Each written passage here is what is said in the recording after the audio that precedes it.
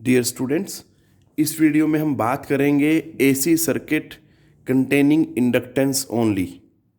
बेटा इसका क्या मीनिंग है?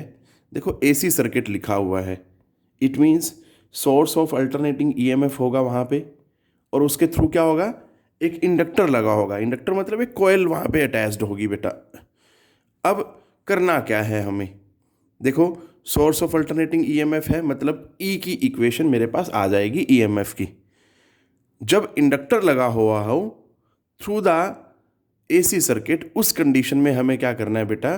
करंट की इक्वेशन निकालनी है with respect to alternating EMF बेटा।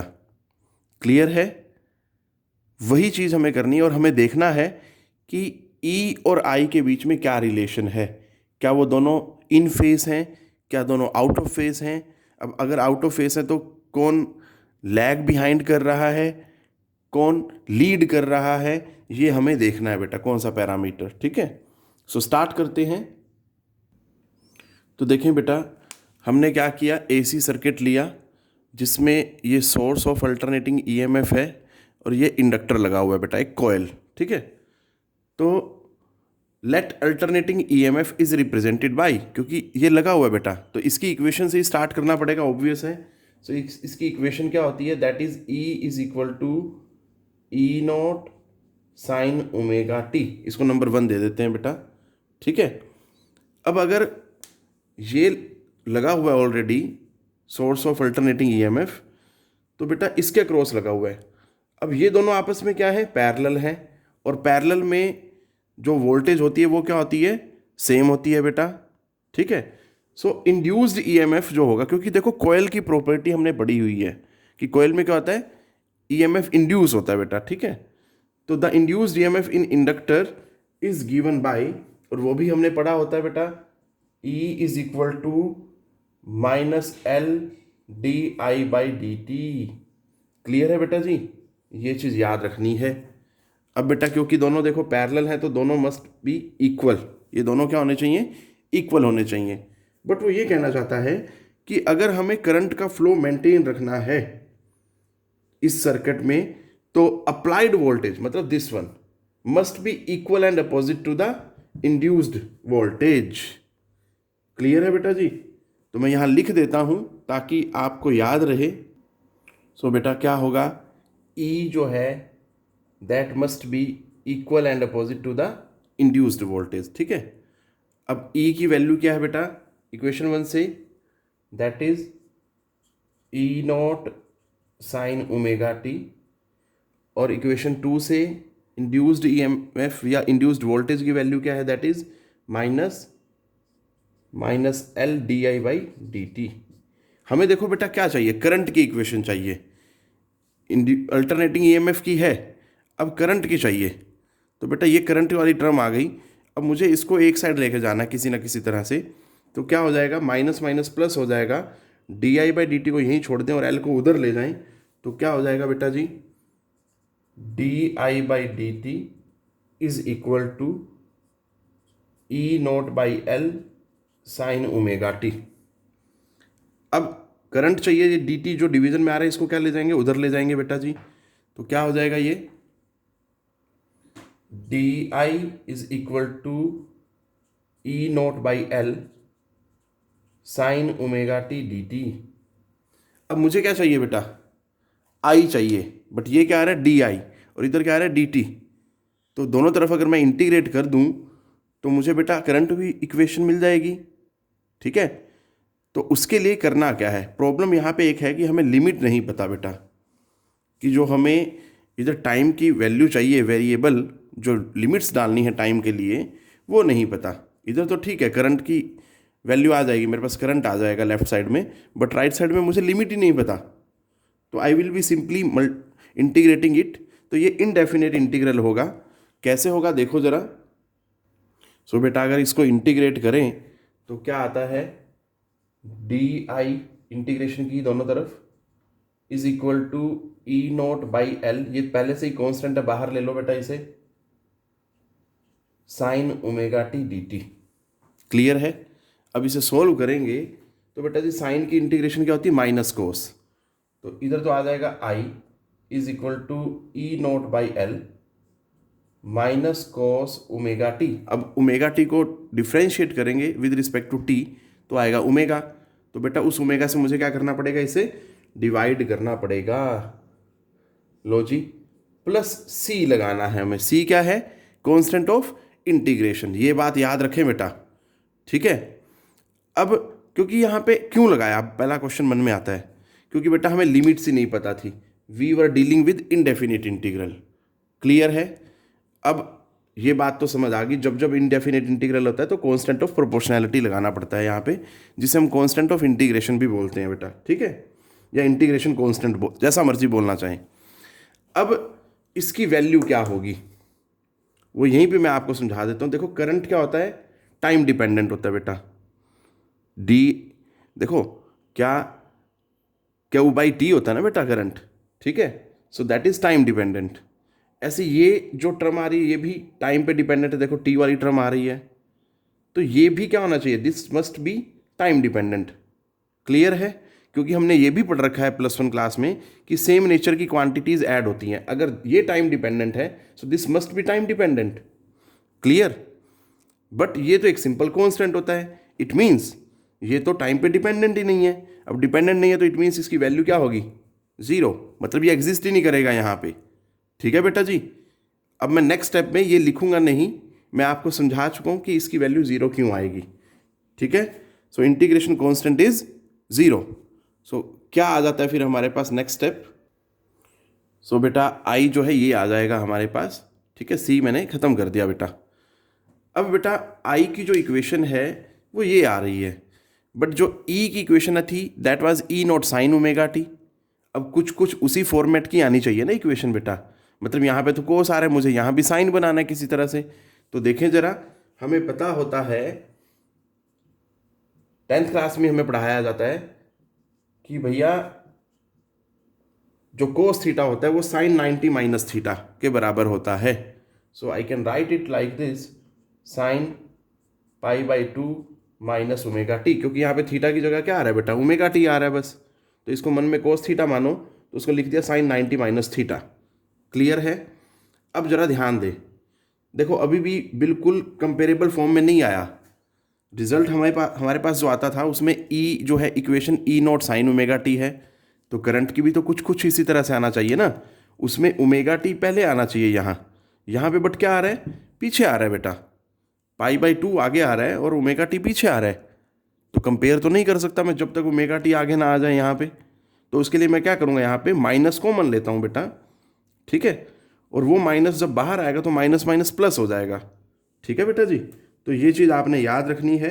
तो रिजल्ट क्या बन जाएगा जरा ध्यान से देखें, I is equal to E naught by omega, और ये जो बन जाएगा sine omega T minus π/2। Clear है बेटा जी। अब आप सोचेंगे ये कैसे किया, कैसे याद रखें, तो बेटा मैं यहाँ एक रिजल्ट होता है वो लिख देता हूँ, sine of minus theta is equal to minus sine theta. याद रह जाएगा बेटा जी, ठीक है। Sine of minus theta is equal to minus sine theta. तो मैंने क्या किया, एंगल में से माइनस कॉमन लिया, उसको बाहर ले गए, तो वो तो माइनस माइनस प्लस हो गया और ये रिवर्स हो गया बेटा। ठीक है बेटा जी, ये चीज़ आपने ध्यान देनी है। अब इसको मैं नंबर दे देता हूँ, 3 नंबर दे दें, ठीक है, नंबर 3 हो गया। अब जरा ध्यान से समझें यहाँ से बेटा, वो कहता है कि ये जो वैल्यू है करंट की, ये मैक्सिमम कब होगी, ये मैक्सिमम कब होगी, जब ये सारा मैक्सिमम हो जाएगा। ठीक है बेटा जी। और ये मैक्सिमम साइन की वैल्यू कब कितनी होती है बेटा, दैट इज़ 1। अगर ये 1 हो जाए तो मतलब करंट की मैक्सिमम वैल्यू क्या हो जाएगी, ई नोट बाई ओमेगा एल।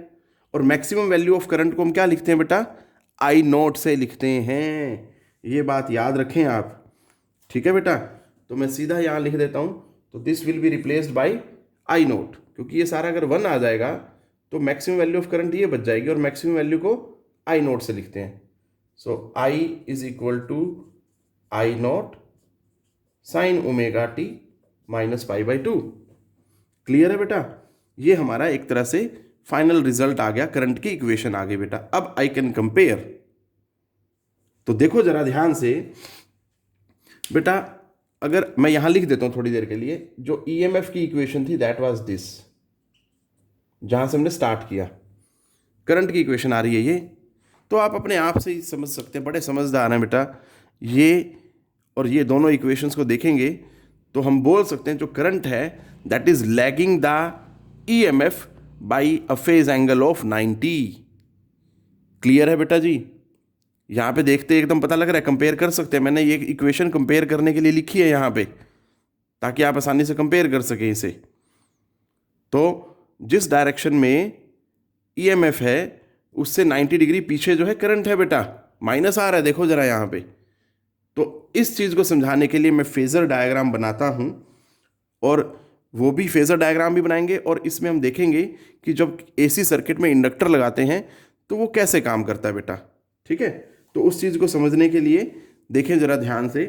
इसको आप नंबर 4 देना चाहें तो 4 दे दें, बट इसको आपने फाइनल में अगर पेपर में आ जाता है तो ये नहीं लिखना, ये सिर्फ आपके लिए, आपको समझाने के लिए लिखा है मैंने बेटा, ताकि आप कंपेयर कर सकें। ठीक है, अब कंपैरिजन हो गया, अब इसे भूल जाएं। अब जो बात करनी है हमें, इंडक्टर कैसे काम करता है, मतलब इंडक्टर का रेजिस्टेंस क्या होता है जब उसे एसी सर्किट में लगाया जाता है बेटा। तो जरा ध्यान से देखें, देखो मेरे पास मैक्सिमम वैल्यू क्या आई, दोनों को देखूं तो करंट की मैक्सिमम वैल्यू क्या लिख रहे हैं हम, E naught by omega L. तो देखें जरा, comparing I naught is equal to E naught omega L and I is equal to V by R, Ohm's law से कंपेयर किया बेटा। ठीक है, दोनों को अगर मैं कंपेयर करूंगा तो बेटा जी ये ऊपर वोल्टेज है, इधर ये वोल्टेज है। ठीक है, अल्टरनेटिंग ईएमएफ है मैक्सिमम, और ये रेजिस्टेंस, तो इसके कोरस्पॉन्डिंग इधर क्या resistance, omega L. So this is the value of the resistance offered by the inductor, और इसी वैल्यू को हम क्या बोलते हैं, इंडक्टिव रिएक्टेंस बोलते हैं बेटा जी। ठीक है, उसका सिंबल क्या होता है, कैसे लिखा जाता है, देखें जरा। सो बेटा जी मैंने यहां लिख दिया, resistance offered by inductor is called inductive reactance. तो जब कंपेयर किया तो इंडक्टर का रेजिस्टेंस क्या आ गया बेटा जी, दैट इज ओमेगा एल। ये आपने याद रखना है बेटा। अब इसको अगर मैं और सिंप्लीफाई करना चाहूँ तो आई कैन राइट लाइक दिस, क्योंकि ओमेगा जो होता है 2 पाई न्यू होता है इंटू एल।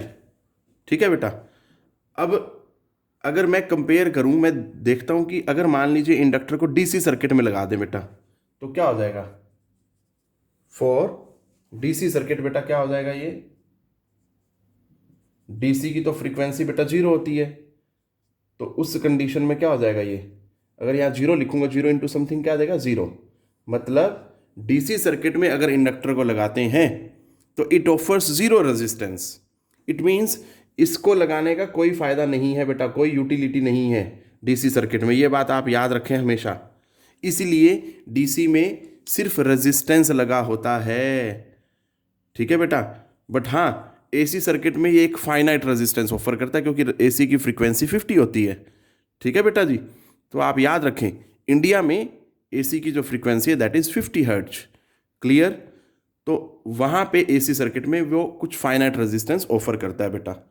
अब बात करते हैं फेजर डायग्राम की, जो हमने ई की इक्वेशन और आई की इक्वेशन निकाली, उनको कंपेयर करके पता लगाया कि जो करंट है that lags the EMF by a phase angle of 90 degree, उसे कैसे समझेंगे विद द फेजर डायग्राम। तो देखें जरा बेटा, तो बेटा जी ये देखें जरा आप, अल्टरनेटिंग ईएमएफ के लिए है ये लाइन। ठीक है बेटा, ये ई नोट को रिप्रेजेंट कर रहा है, और इससे 90 डिग्री पीछे है बेटा करंट, तो बेटा 90 डिग्री पीछे लो जी। ठीक है, ये आई नोट का आ गया बेटा, 90 डिग्री पीछे है, तो ये एरो जो है ऐसे लगा दिया बेटा हमने। ठीक है, तो ये चीज़ आपने ध्यान देनी है, और इसको इधर मिला देंगे तो ये इक्वेशन आ जाएगी, आप लिख सकते हैं, ये करंट की इक्वेशन है, I is equal to I naught sine omega T minus pi by 2। Clear है? और इसको इधर मिला देंगे तो यू विल बी,